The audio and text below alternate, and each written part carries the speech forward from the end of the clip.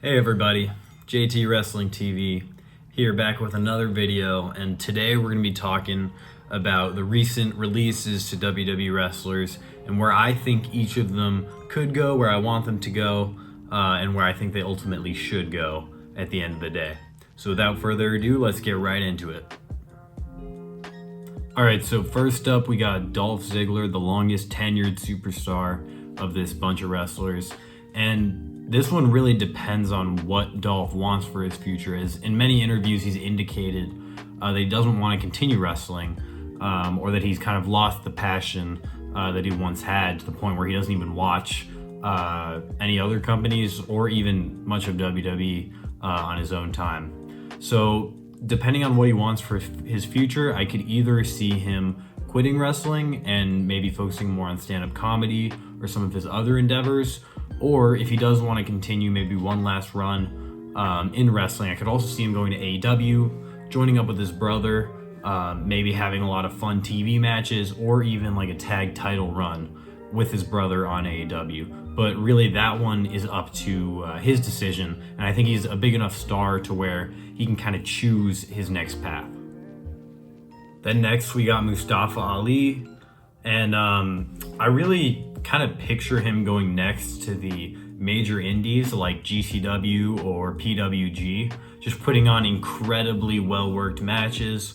Although I think he might wrestle some people who are in AEW or who are contracted to AEW on an independent basis, or he might appear on a Rampage here or there.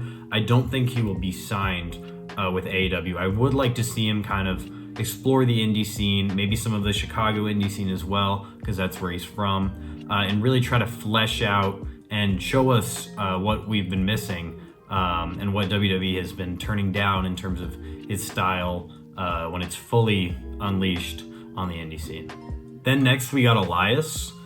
So Elias is kind of more character-based wrestler, as he started in WWE and has been running off his guitar gimmick for a while. So unlike Ali, I don't really see him being marketed as that kind of in-ring specialist.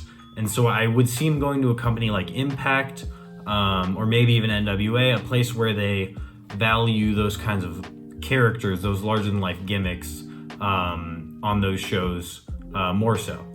And so I could definitely see him doing a good amount of TV programs and some really entertaining segments, along with some good matches as well on Impact Wrestling.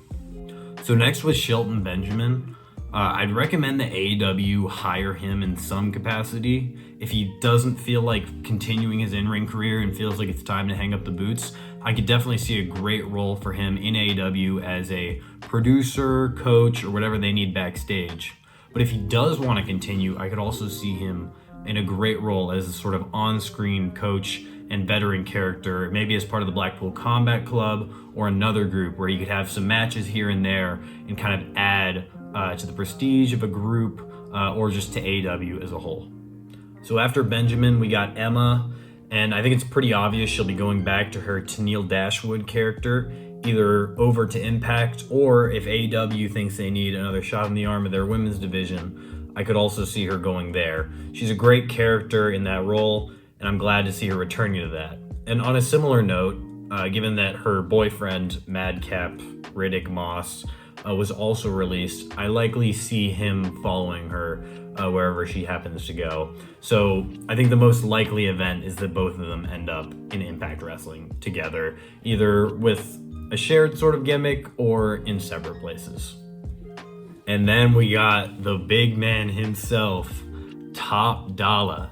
So I don't really watch much NWA, but I did hear they just opened up a spot in their super heavyweight division, and I'm seeing Top Dollar as that new NWA world champion.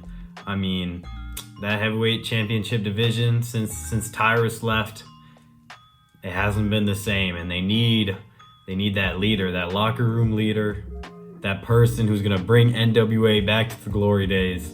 And who better than Top Dollar? Not nada.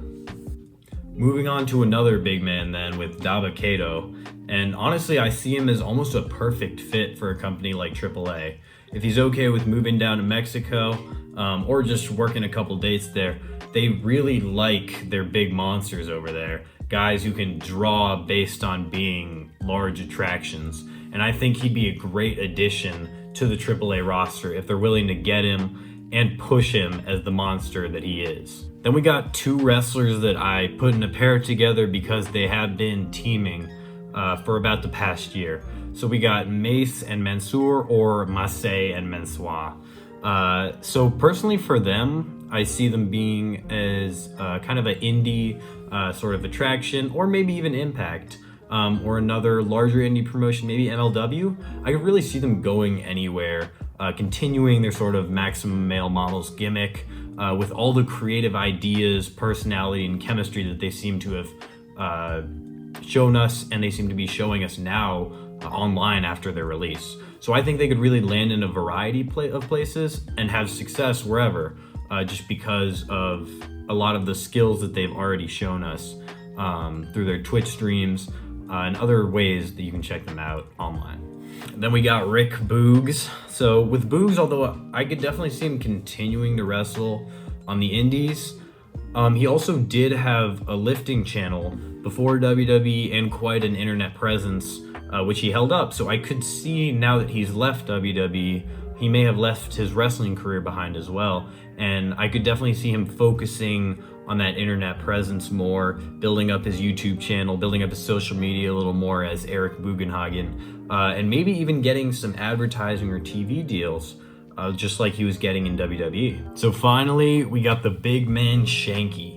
And unsurprisingly, he already has an offer. GCW owner Brett Lauderdale tweeted out, "I need Shanky for spring break."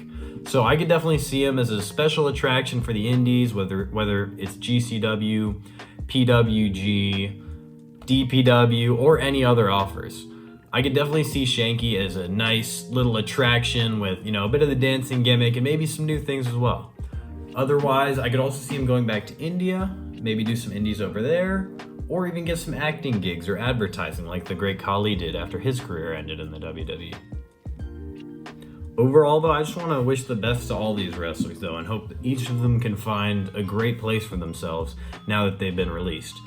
I never want to see anyone, losing their job, so hopefully each of them can find their footing and keep on entertaining fans and fulfilling their lives in one way or another. With that, I want to thank you guys for watching this video. Leave a like if you liked it. Maybe comment down below what your thoughts are on where wrestlers are going to end up. Maybe even hit that subscribe button if you really liked it. But other than that, I will see you guys next time. Have a good one.